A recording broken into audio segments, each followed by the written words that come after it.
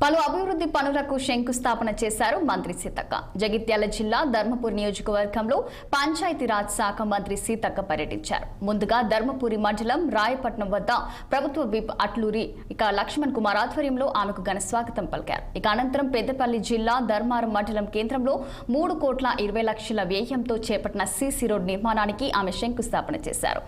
నేను విప్లవ ఉద్యమం నుంచి బయటికి రావడం జరిగింది. ఉద్యమ బంధాలు తెగిపోయినాయి, కానీ ఆదివాసీ పేగుబంధం మాత్రం తెగిపోలేదని సీతక్క అన్నారు. ఆదివాసీ ప్రాంతంలో స్వేచ్ఛ అనేది ఉండాలి. హింసను హింసతో ఎదుర్కోలేము, ఎలాంటి దానినైనా శాంతియుత వాతావరణంతో ఎదుర్కొంటాం అని ఆమె పేర్కొన్నారు.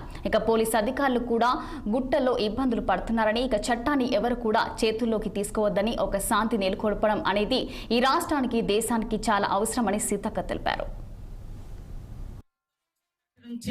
సంక్షేమం అభివృద్ధి రెండు కళ్ళలాగా మరి సంక్షేమాన్ని అభివృద్ధిని జోడెద్దులాగా నడిపిస్తూ రెండు కళ్ళలాగానే చూసుకుంటూ ముందుకెళ్తా ఉన్నాం. సంక్షేమాన్ని మరవడం లేదు, అభివృద్ధిని విస్మరించడం లేదు. రెండు కూడా మనిషికి కళ్ళు ఎంత అవసరం ఉంటే ఎంత స్పష్టంగా ఉంటుందో అదే పందాను అదే విధానాన్ని సీఎం రేవంత్ రెడ్డి గారు కూడా కొనసాగిస్తా ఉన్నారు.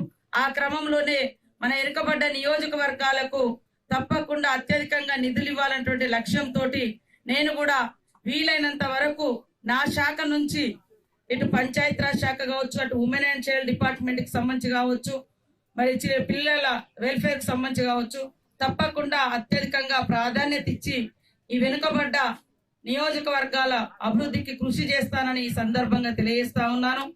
కాంగ్రెస్ ప్రభుత్వం అంటేనే సంక్షేమం, కాంగ్రెస్ ప్రభుత్వం కాంగ్రెస్ పార్టీ అంటేనే మరి సామాజిక న్యాయం.